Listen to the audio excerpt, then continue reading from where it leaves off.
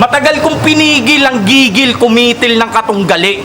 Mas piniling ibigin ng sining kaysa magkunwari. Ika'y aliping mahilig sa hilig.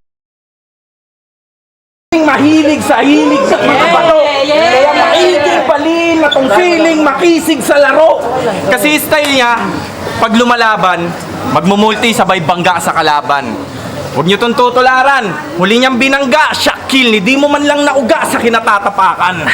Tinalo ka ni Ching. Idol. Kanyang angas baklas. Binata-bata ka ng Ching, imagine kung ang kaharap mo pa si Aklas. Hilig kasi magpapansin, dat sa'yo pinapatikim ng taas. Ako'y batang QC, sa akin mo yung gawin ka. Rin ka palabas, pero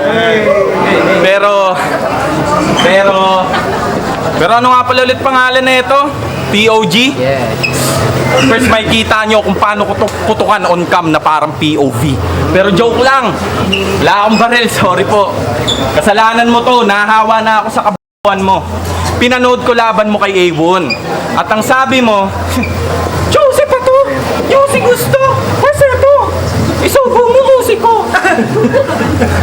Usi ko?